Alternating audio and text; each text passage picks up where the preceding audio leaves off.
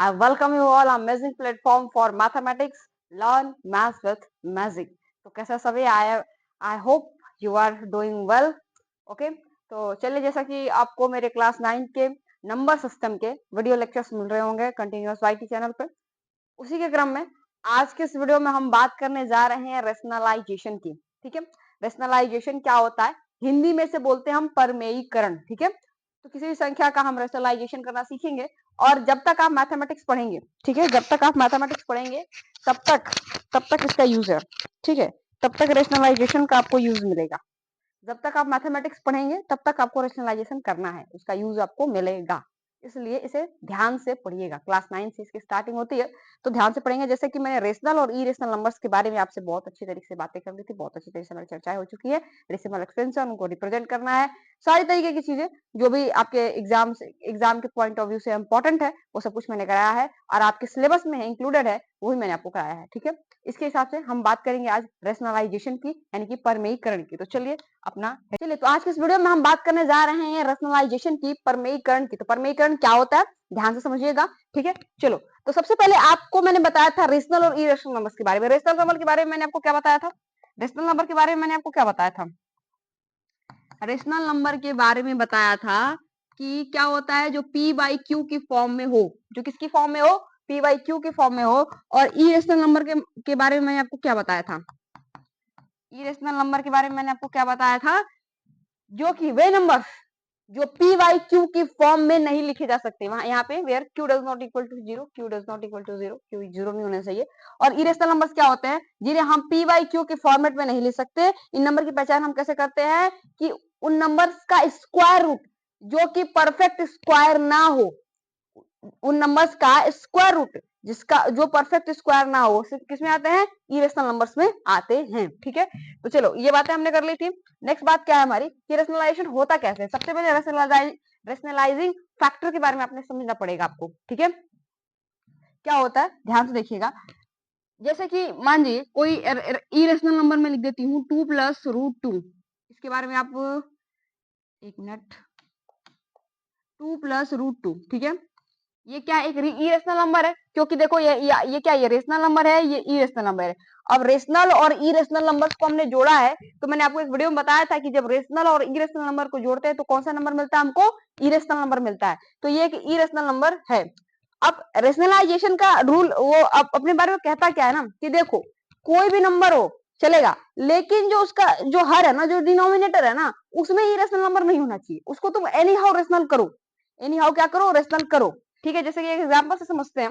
Example ही जब मैं आपको कराऊंगी ना तो समझ में आएगा. इसी का एक एग्जांपल लेते हैं. देखो, जैसे कि क्या कहता है कि 1/√2 है, ऐसे करके 1/√2 है, ऐसे है. अब क्या कहा, इसके डिनोमिनेटर में इरेशनल नंबर है. तो रेशनलाइजेशन का कहना क्या है कि आप इसके साथ कुछ भी कीजिए, लेकिन डिनोमिनेटर से इरेशनल नंबर को हटा दीजिए. आप इसके साथ कुछ भी कीजिए, लेकिन डिनोमिनेटर से क्या कीजिए, इरेशनल नंबर को हटा दीजिए. तो मैंने कहा ठीक है, बिल्कुल, हम इसके साथ कुछ भी करेंगे, लेकिन डिनोमिनेटर से इरेशनल नंबर को क्या करेंगे, हटा देंगे. ठीक, तो मैंने क्या कहा कि सबसे पहले तरीका क्या है, तरीका सुनिए. जैसे कि नीचे में क्या है, नीचे में इरेशनल नंबर है. तो सबसे पहला मेथड, जैसे हर क्वेश्चन कराने से पहले सबसे पहले मैं मेथड कराती हूँ आपको. क्या करना, फर्स्ट स्टेप, कि नीचे में आपको देखना है डिनोमिनेटर में क्या है, उसके अपोजिट साइन से. जैसे कि एक काम करती हूँ मैं, इसमें थोड़ा सा चेंजिंग कर देती हूँ. इसमें मैं चेंजिंग करके लिख देती हूँ. क्या, देखो, क्वेश्चन में क्वेश्चन के साथ मैं रुको ले लेती हूँ. 1/3 + √2 है ना, 1/3 + √2, इसको चेंज करना है. ठीक है, अब मैं कहूंगी ध्यान से डिनोमिनेटर को देखो, ध्यान से डिनोमिनेटर को देखो, और ऊपर नीचे मल्टीप्लाई कर दो. किससे? देखो, 3 + √2 है, 3 + √2 है, तो इसमें किससे मल्टीप्लाई करेंगे? 3 - का √2. यानी कि अगर a + √b की फॉर्म में रहेगा तो इसका रेशनलाइजिंग फैक्टर a - √b हो जाता है.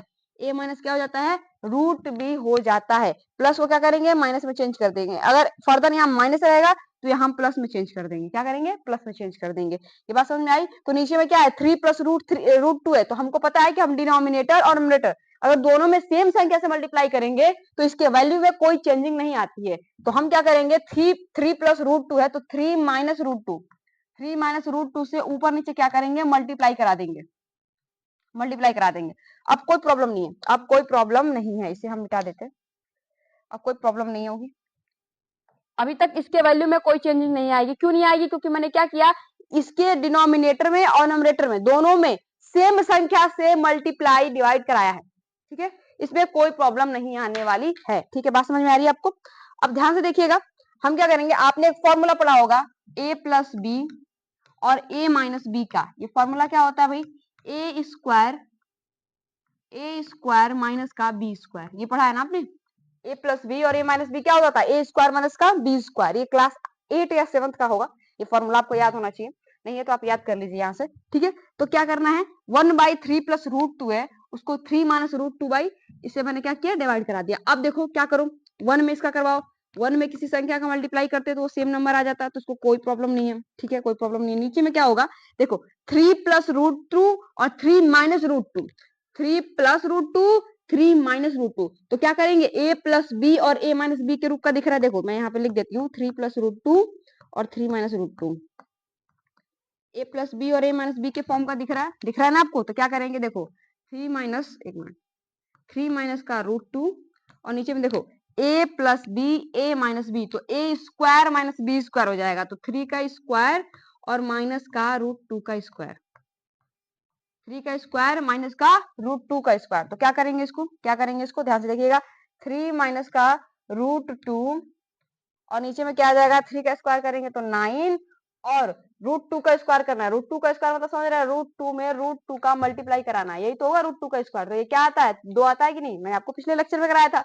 √2 में √2 का मल्टीप्लाई कराएंगे तो कितना आ जाएगा, 2 आ जाएगा। तो यहाँ पे कितना आ जाएगा, 2 आ जाएगा। अब देखो क्या करना था, 3 माइनस का √2 ऊपर में हो गया और नीचे में क्या आ जाएगा, देखिएगा 9 में से 2 जाएगा, 9 में से 2 जाएगा तो कितना बचेगा, 7 बचेगा। 7 नीचे का जो था, हमारा मकसद क्या था, हमारा मकसद था कि नीचे में जो आपको इरेशनल नंबर ये दिखाई दे रहा है उसको रेशनल में चेंज कर देना। मेरा मकसद ये था कि नीचे में जो इरेशनल नंबर आपको दिख रहा है उसको, ये क्या हुआ, ये क्या हो गया भाई, ये हट कैसे गया। ठीक है, इसको 7 कर देते हैं, रुको मैं इसको लिख देती हूँ, इसको लिख देती हूँ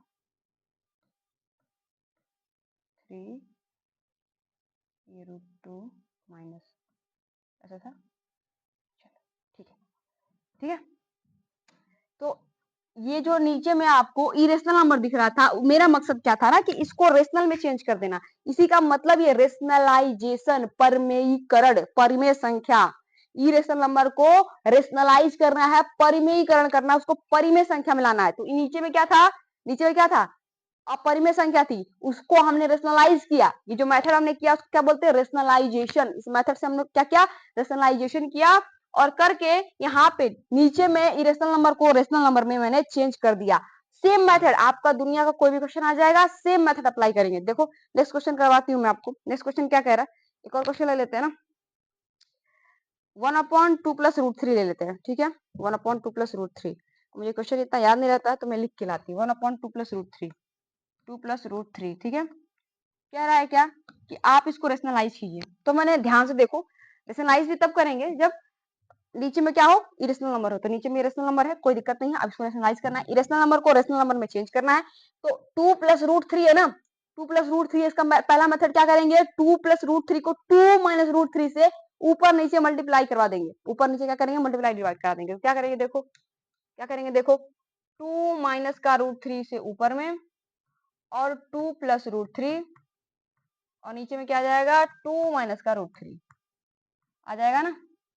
अब वो सेम अभी फॉर्मूला मैंने आपको कराया था, क्या आ जाएगा, देखो 2 माइनस का √3, नीचे में क्या आ जाएगा, देखो a plus B A minus का B, a plus B A minus का बी। तो a plus B A minus B क्या होगा, a स्क्वायर माइनस का b स्क्वायर। तो 2 का स्क्वायर करेंगे, 2 का स्क्वायर माइनस का √3 का स्क्वायर, √3 का स्क्वायर। तो √3 का स्क्वायर क्या हो जाएगा, 3 आ जाएगा, 3 आ जाएगा ना। √3 का स्क्वायर का मतलब क्या है, देखो √3 में √3 का मल्टीप्लाई करा रहे हैं, यही तो √3 में √3 का क्या करा रहे हैं, मल्टीप्लाई करा रहे हैं। ठीक है, ओके। तो देखो क्या आ जाएगा, 2 माइनस का √3 और नीचे में क्या आ जाएगा, देखो 2 दूना के 4 और जब √3 में √3 का मल्टीप्लाई कराएंगे तो कितना आ जाएगा, 3 आ जाएगा। तो 4 में से 3 गया तो 1, तो 1 क्या है, this is also a rational number, 1 is also a rational number. तो हमने क्या किया, 2 प्लस रूट 3 को देखो 1 में चेंज कर दिया, इरेशनल नंबर को रेशनल नंबर में चेंज कर दिया। ठीक है, हमें करना तो यही था, हमारा मकसद तो यही करना था। अब हमने क्या करा, इस मकसद को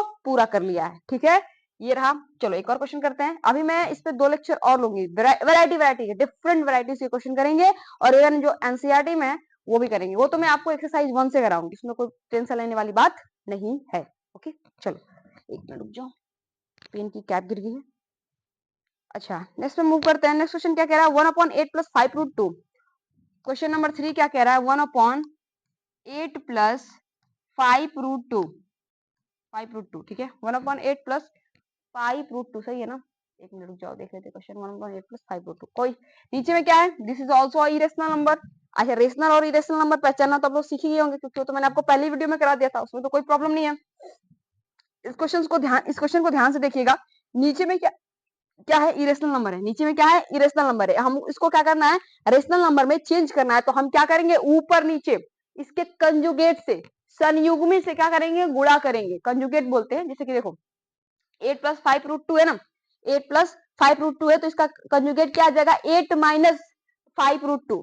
प्लस को हम माइनस में, माइनस को प्लस में क्या कर देते हैं, चेंज कर देते हैं। वैसा नहीं, गुणा में रहेगा तो भाग में कर देंगे, ऐसा कुछ नहीं करना है। ठीक है, वो मैं करवा दूंगी आपको, टेंशन लेने की जरूरत नहीं है। तो इसके कंजुगेट से, कंजुगेट हिंदी में इसको बोलते हैं संयुग्मी, इसके संयुग्मी से क्या करेंगे, ऊपर नीचे मल्टीप्लाई करा देंगे। तो इसे संयुग्मी से ऊपर नीचे मल्टीप्लाई कराइए। 1/8 प्लस 5√2 ऊपर में कराएंगे तो किससे, 8 माइनस का 5√2, और नीचे में कराएंगे किससे, नीचे में किससे कराएंगे, नीचे में कराएंगे 8 माइनस का 5√2 से। ठीक है, ये मल्टीप्लाई में है दोनों। ठीक है, अब क्या हो जाएगा, देखो ये क्या हो जाएगा, 8 माइनस का 5√2। इसको तो कोई प्रॉब्लम नहीं है, अपना मस्त जी रहा है, कोई टेंशन नहीं है। इसमें देखो a plus B, A minus का b, तो a स्क्वायर माइनस का b स्क्वायर, तो 8 का स्क्वायर माइनस का b का स्क्वायर, तो माइनस का 5√2 का स्क्वायर। ठीक है, हो गया ना, हो गया ना। अब क्या करना है इसको, देखो इसको क्या करना है, 8 माइनस का 5√2, 8 माइनस का 5√2, और नीचे में क्या जाएगा, 8 8 64, और माइनस का 5 25। देखो अच्छा, इसको कैसे करेंगे, इसका स्क्वायर कैसे करेंगे, 5√2 का स्क्वायर कैसे करेंगे। देखो 5√2 का मुझे स्क्वायर करना है। स्क्वायर का मतलब समझते हो, उसको 2 बार लिखना है। 5√2 इंटू 5√2, 5√2, ठीक है, ऐसे करना है। देखो 5 का तो 5 के साथ कोई प्रॉब्लम नहीं होगा, तो 5 25 हो जाएगा। और √2 में,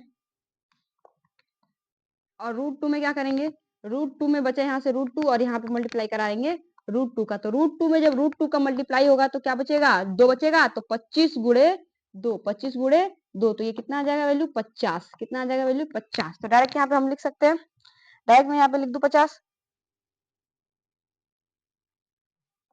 डायरेक्ट मैं यहाँ पे 50 लिख दूं, 50 लिख दूं, कोई प्रॉब्लम, कोई प्रॉब्लम। 14 आ जाएगा ये, 14 आ जाएगा ये। 8 माइनस का 5√2, 5√2 नीचे में कितना आ जाएगा, 14।